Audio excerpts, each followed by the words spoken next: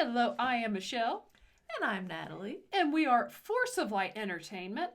Well, today we are going to be reviewing episodes 3 and 4 of the new Disney Plus show WandaVision. We were not the biggest fans of the first two episodes for those of you who have watched, but what do we think now? We told you we were going to be open-minded, so join the conversation and let's talk some WandaVision.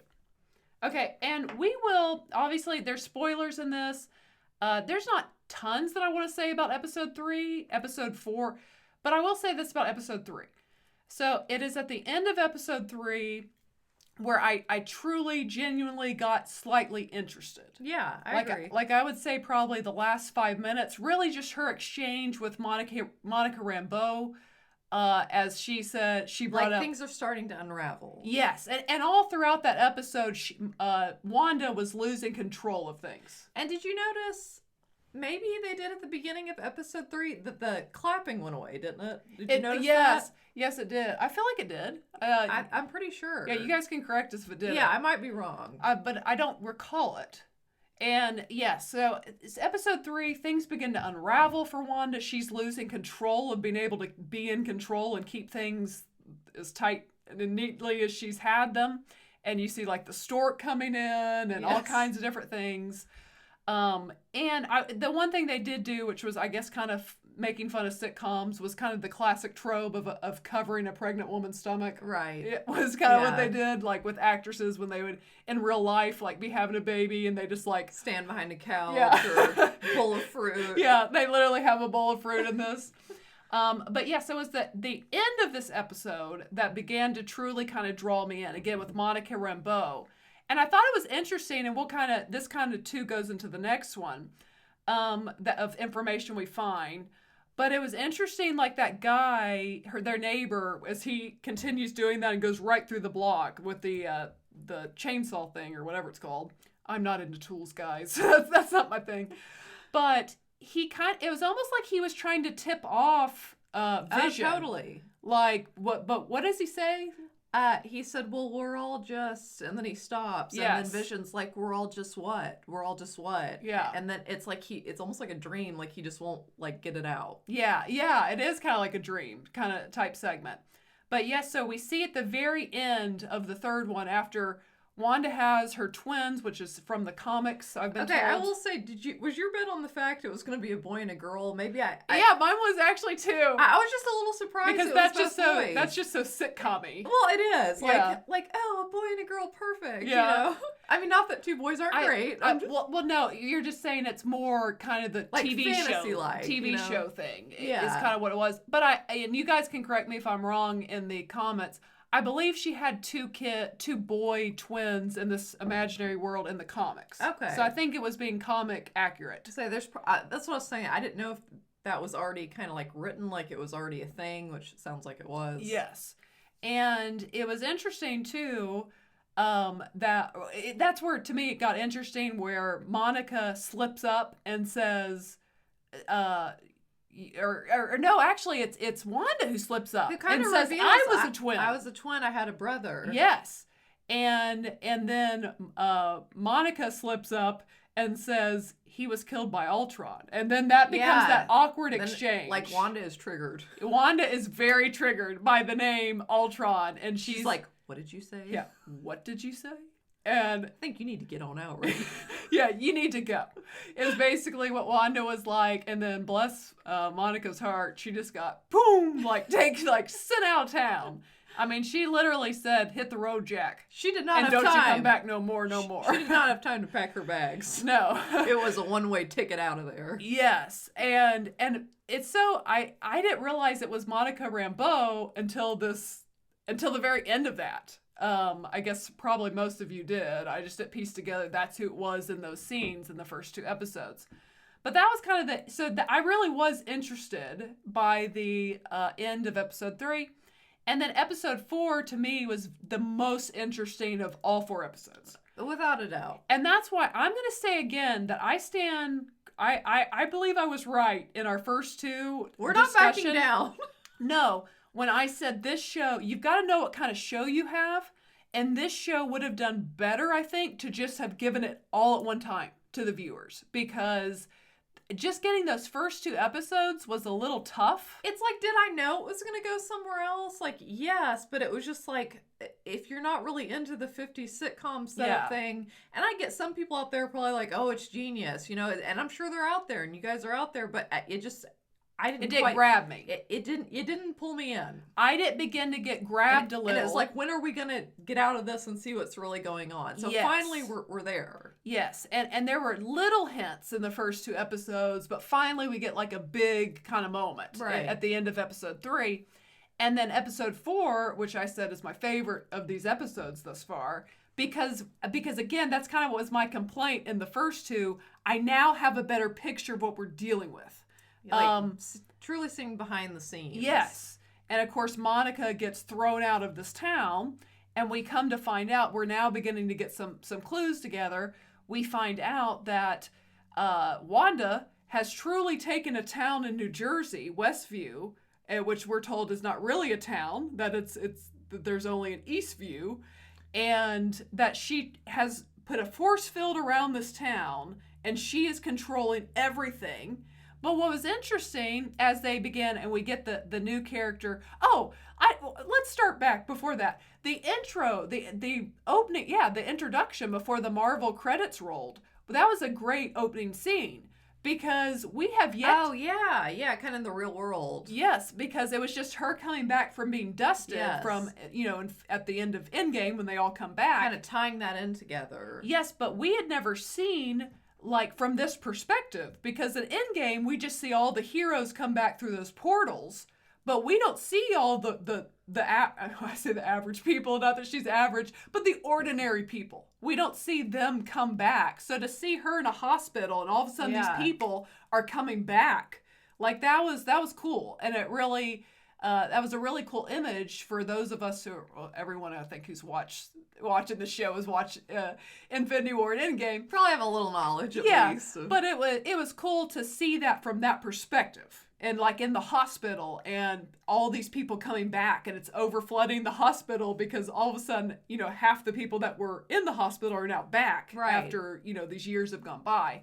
And it was sad to find out that that Monica's mother, Marie Rambeau, which of course we meet in the movie Captain Marvel, who is Captain Marvel's best friend, that she died of cancer. That was very sad. 2 years into that. Yeah. Because as she said, last I knew she was doing better. Right. And then, 2 years after you went missing, it came back and she died. So that was really sad for especially for Monica to try to be putting together what the heck happened, and then you get that news dumped on you. Yeah, that was really tough. But that opening scene was fantastic, and that had me interested from the moment it started to see what's going to happen. That's the way to open a show. That is. That's how you do it, guys. That got me interested from the second it opened. I was totally redeeming yourself. Yeah, like that's. I will never stop using that line from Dumb and Dumber. Yeah, it's a classic line. So that was very interesting, and then of course we see that she works for SWORD, and SWORD and the FBI are working on this case because, again, it is outside of this real town. That as it says, no one wants you to go in there, as the FBI agent says to her. And of course, Monica gets sucked into the town when she puts her hand through it. I will say, any of you, I don't know that I'm proud to admit I've watched a few seasons a long time ago. It's been a while of Once Upon a Time that was on ABC. But it kind of gives me that vibes. Like, if you guys have watched the show, but didn't you say it's pretty much the same thing? It's kind of the same thing. Like, there's an invisible town, and you walk up to. I don't know. I can't remember how they could come and go out of it, but it was like an invisible town. Yeah. Okay. So I haven't seen Once Upon a Time. But both Disney, I guess. Yeah, both Disney. Yeah, that was ABC, and this, of course, Marvel. So yeah, both Disney. Not saying they copied. I'm just saying it was kind of a similar concept. Well, it sounds like they really borrowed inspiration. Yeah.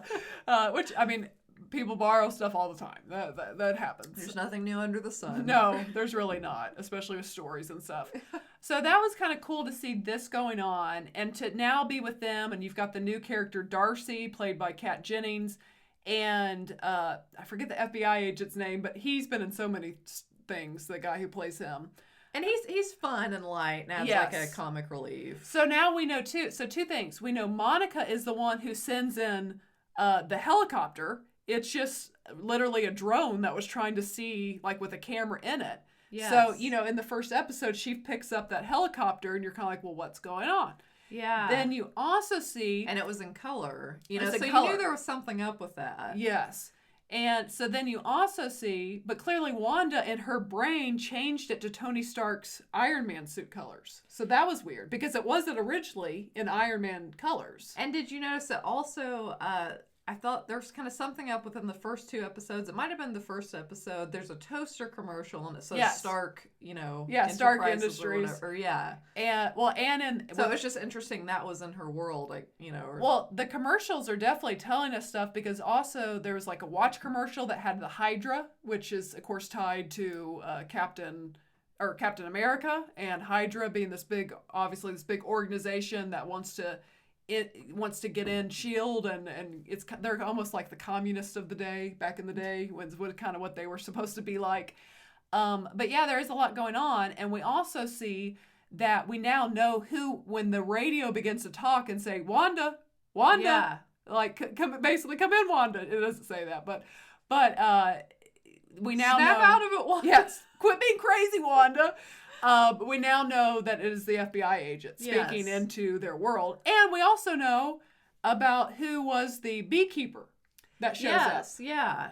And of course, we know he was actually in like a hazmat suit, but when he came into this world, it's like everything is it transformed changes into the time period. Yes, and he's all of a sudden in a beekeeper suit, and the cable that was on him turns into like a jump rope. Yeah. Like when it goes back. So it's all kind of beginning to make sense a little more. Yes. I'm trying to think of anything. Which we appreciate. Yeah, definitely. It was time to let us know. And that's what I'm saying. Time to let us in as the audience. That's what I'm saying. It was probably would have been better if this show would have been just bingeable.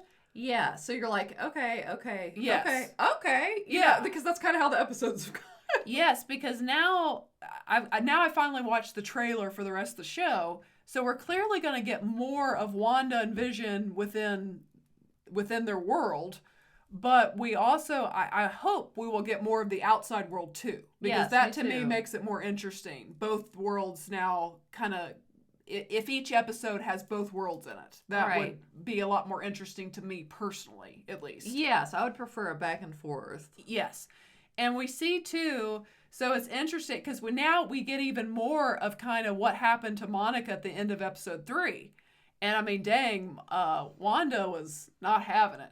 Like, and we see a whole new side of Wanda. We do. And it was creepy when Vision comes in and for a moment she sees him as dead, which he is dead in their actual in life in this point in the show. And guys, you know, I still have the question. I kind of hear Kira from Solo: A Star Wars Story when she says in it, how does that work? Like, how does it work? How do Wanda and Vision work? This is a confused. PG channel, but we're just saying, how did they have those twins? Like if you know what I'm saying. Well, in that case, Natalie, it's like they just thought it and it was happened. They did. It was like manifested. It manifested. But if they were to, never mind. Even in Infinity War, they're like in this loving, intimate relationship, and it's like. But how does that work? But he's a robot. Like, I'm very confused. So, I don't know. You guys can let us know in the comment I don't know. Where there's a will. There's a way, I guess. There's a way. I am a little confused on that at this moment. But, regardless, she sees Vision as he is dead. And then, like, she, like, snaps out of that. Like, no, we can't have that. That's not sexy. No, it's not. Seeing your dead ex-boyfriend. And then she's like, I've got it. It's all good. This is the place for us. And what does Monica say? She's like, it's all Wanda. Yeah. Like, she says it. Yeah. So we now know that Wanda... She's like pulling the strings behind this whole shebang. Because we knew Wanda was very powerful. Yes. And, of course, she is Scarlet Witch. And we see that she's using kind of her, if you want to call it sorcery, I guess. She's using that to create this whole world. I guess this is her way, instead of moving on in the stages of grief to acceptance, I feel like we're now in denial. Yes. so a rather nasty case. It's a really denial. It's a really odd case of denial of I'll just create my own world and make it not happen denial. And that's a question, and maybe hopefully it will answer that as the series continues. But I think Michelle and I both, we kind of discussed it. It's like, but why did you pick like this world, and why is every episode like jump a different decade? And there's just answers we don't have yet. Well, that's what I told Natalie. It's kind of funny. Even though I enjoy the different decades just visually because I love old stuff and I love like looking at the fashion. I think times. We're saying the sitcom. I think, like, again, it's funny because... But why would you choose your world to be like a sitcom with the clapping and the laughter and stuff and like it's aired? Yeah, and that's a good... Now we know, too, that the person watching at the end of episode 1 is Darcy, Kat Jennings' character. I mean, maybe I'm reaching here and going too deep. Like, maybe life was so complicated before, like, in her innermost, like, imagination, she thought, like, wow... life would just be so dreamy and simple inside of a 1950s sitcom. I mean, I don't know. I'm just saying, I don't know why she chose well, and then that she's like, and then we'll move to the 60s, 70s, yeah, 80s. She's like, I kind of got tired of the 50s. I want to move around a little bit. And that, it was funny. I told Natalie that the FBI, I should know his name. He's been in so much. But the FBI agent, he literally says what I said in our first review of 1 and 2. He literally says, but why? Yeah.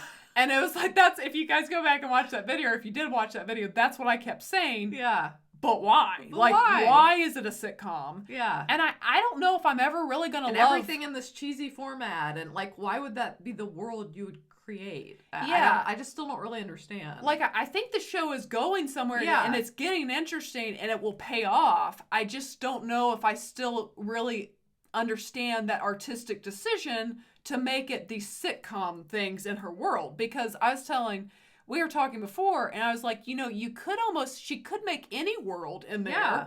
And if it was going to be weird, just kind of pick like a really ultra, like almost Stepford Wives, perfect life type of world and just kind of stick with it. I don't know. I'm a little thrown off like still without by it being a true sitcom. Sitcom, yeah. 50s sitcom or 60s and 70s in that case. They go from like I Love Lucy to the Brady Bunch, So they're going to need to tie that in and make us understand why.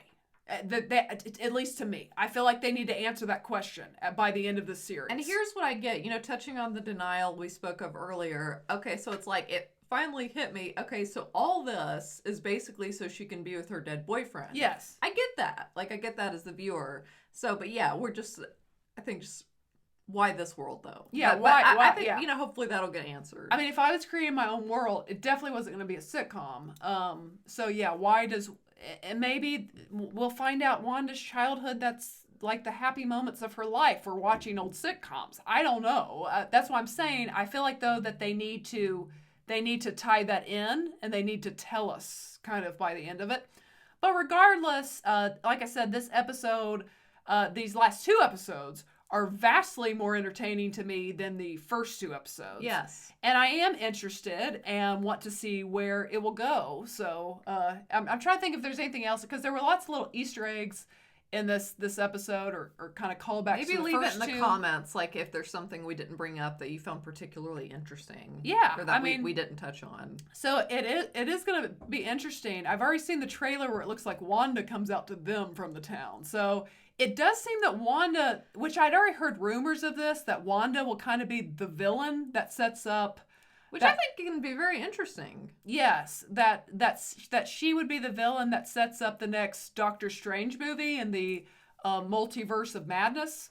Like, I guess maybe Wanda somehow creates that. I don't know. But anyways, she's not coping with her loss well, guys. Let's just say, I was not super familiar with Wanda. Michelle pointed out we might do have me do a first watch of the Avengers 2. Yeah, Natalie's never seen Age of Ultron. Because I saw the first one and I actually enjoyed it, but I guess you meet her in the second Avengers. Yes. So my point is to say I'm not super familiar with her character and her backstory, and I don't know if she was always a control freak, but she definitely seems to be one now. Yeah, because she's having to control this world. This is kind of the ultimate control freak. Yeah, she didn't really strike me as a control freak. That's what I'm saying. I don't know what things. her past, is like. It's just like she's really gone nuts. Like, she's now, like, cuckoo for Cocoa Puffs. Like she's a little nutty. And so we'll see where it goes. But yeah, so that's kind of our review of episode 3 and 4. Again, we told you that we were optimistic that that it would go somewhere and we would get to like it more. We always leave room for hope and improvement. We do. And as I said, I always trust that Kevin Feige, who of course is the producer of the show, that he has a plan because he is a man with a plan. So it definitely seems that this is going somewhere interesting and I'm interested now. So it'll be interesting to see where they go from here and what happens in the next episode. I'm definitely more hooked in now. Yeah. And let us know your thoughts below. What did you think of these last couple episodes, or episode 4 in particular? Did it blow your mind a little bit? Are you loving it? Are you not loving it? Just let us know your thoughts. Yeah. I'd be interested to hear other people's perspective. Yes, like if you were like us and not really into the first two. Yeah, especially if like maybe you weren't that into it. Now you're like, okay, now I'm into it. Yeah. Just let us know what you think about it. Yeah, so that is it for this episode of Force of Light Entertainment. And if you would like to, we would encourage you to please hit the subscribe button. Also give the video a thumbs up. But we will cover next week's episode next week. So definitely come back for that. But we will see you guys next time. And remember to be a force of light. Yes. All right. Bye, guys. Bye.